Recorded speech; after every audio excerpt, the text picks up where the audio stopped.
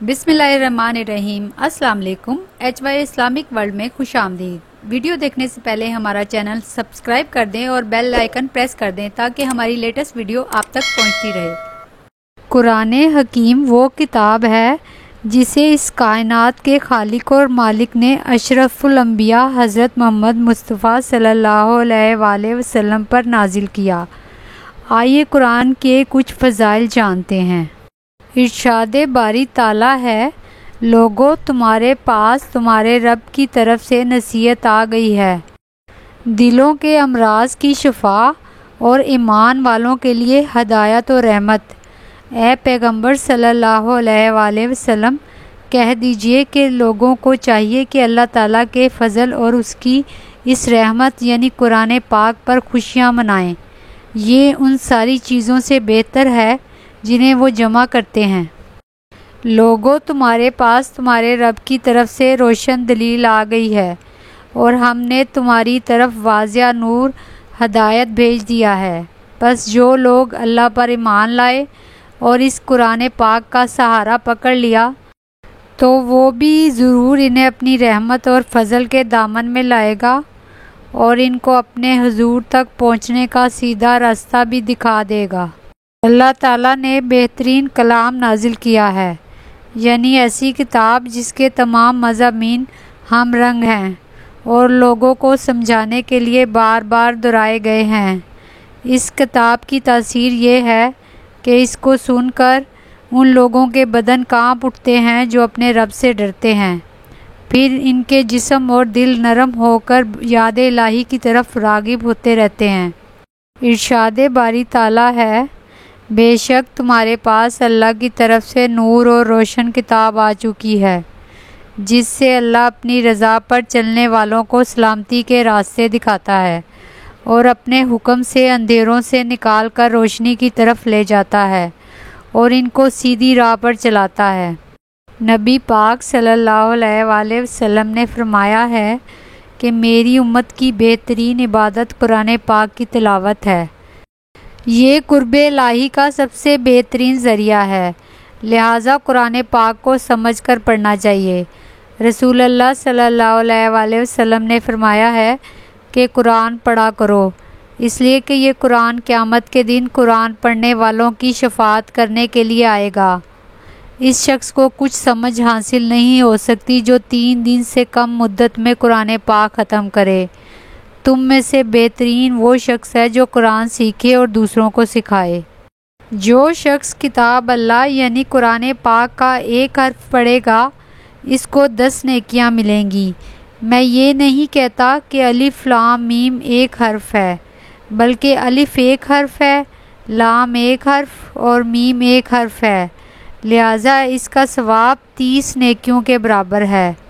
कुरान पाक की एक आयत का सीखना 100 रकत नफल से अफजल है। वो शख्स जो अटक अटक कर पढ़ता है और इसको पढ़ना मुश्किल होता है, इसको दुगना सवाब मिलता है, यानी एक तिलावत का, दूसरा ज़हमत और मशक्क़त का। जो आदमी नमाज में खड़ा होकर कुरान पाक पढ़ता है उसके लिए हर हर्फ के बदले 100 नेकियां लिखी जाती हैं और अगर बैठ कर पढ़े तो फ़ी हर्फ 50 नेकियां और अगर बावुज़ू होकर नमाज के बाद तिलावत करे तो 25 नेकियां और बग़ैर वज़ू के तिलावत में 10 नेकियों का सवाब मिलता है। नबी पाक सल्लल्लाहु अलैहि वसल्लम का कायदा था कि तिलावत कुरान पाक के वक्त आयत अज़ाब पर पहुँचते तो खुदा से पनाह मांगते और आयत रहमत पर पहुँचते तो तालिब रहमत होते। कुरान पाक को देखकर पढ़ने की फ़जीलत बग़ैर देखे पढ़ने पर इतनी है जितनी फ़र्ज़ की फ़जीलत नफल पर, इसलिए कोशिश करनी चाहिए कि कुरान पाक को देखकर पढ़ा जाए ताकि कुरान पाक को देखने का सवाब भी हासिल रहे, जो कि बाज़ रवायात में 1000 गुना है और कहा गया है कि कुरान पाक देखकर पढ़ना और एक बार ख़त्म करना ज़ुबानी 7 मरतबा ख़त्म करने के बराबर है। नबी पाक सल्लल्लाहु अलैहि वसल्लम ने फरमाया है कि रोज़ा और कुरान पाक दोनों बंदे के लिए शफाअत करते हैं। روزہ عرض کرتا ہے یا اللہ میں نے اس کو دن میں کھانے پینے سے روکے رکھا، میری شفاعت قبول کیجیے۔ اور قرآن کہتا ہے کہ میں نے رات کو اس کو سونے سے روکا، میری شفاعت قبول کیجیے۔ دونوں کی شفاعت قبول کی جاتی ہے۔ جو شخص 10 آیتوں کی تلاوت کسی رات میں کرے اور اس رات غافلین میں شمار نہیں ہوگا۔ جس گھر میں قرآن پاک پڑھا جاتا ہے اس میں برکت زیادہ ہوتی ہے، جس میں نہیں پڑھا جاتا اس میں برکت نہیں ہوتی۔ قرآن پاک کو باوضو قبلہ روح بیٹھ کر عجز و انکساری کے ساتھ پڑھنا چاہیے۔ جنابت کی حالت میں قرآن پاک سننا جائز ہے لیکن پڑھنا اور چھونا ممنوع ہے۔ حضرت ابو ہریرہ رضی اللہ تعالیٰ عنہ سے روایت ہے کہ نبی پاک صلی اللہ علیہ وآلہ وسلم کا فرمان عالی شان ہے، جو قوم بھی کتاب اللہ یعنی قرآن پاک کی تلاوت کرنے اور اس کو باہمی ایک دوسرے کو پڑھنے پڑھانے کے لیے اللہ کے گھروں میں سے کسی گھر میں جمع ہوتی ہے، اس پر سکینہ، چین اور سکون نازل ہوتا ہے اور ان پر اللہ تعالیٰ کی رحمت چھا جاتی ہے اور فرشتے انہیں حفاظت کے لیے گھیر لیتے ہیں اور اللہ تعالیٰ ان کا اپنے قریب والے فرشتوں میں ذکر فرماتا ہے۔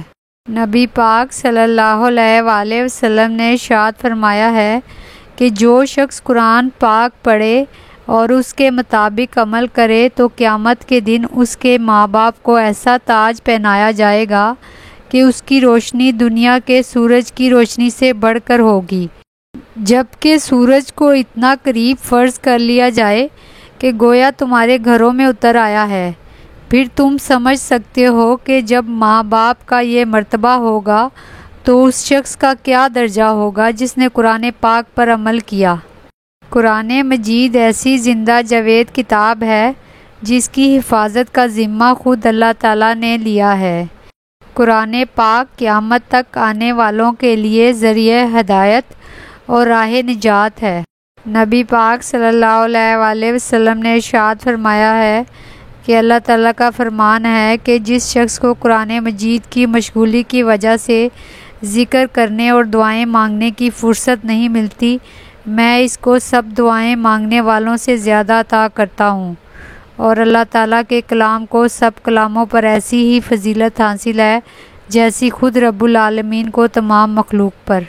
نبی پاک صلی اللہ علیہ وآلہ وسلم نے فرمایا ہے کہ قیامت کے دن صاحب قرآن سے کہا جائے گا کہ قرآن مجید پڑھتا جا اور جنت کے درجوں پر چڑھتا جا اور ٹھہر ٹھہر کر پڑھ جیسا کہ تو دنیا میں ٹھہر ٹھہر کر پڑھا کرتا تھا، بس تیرا مرتبہ وہی ہے جہاں آخری آیت پر پہنچے۔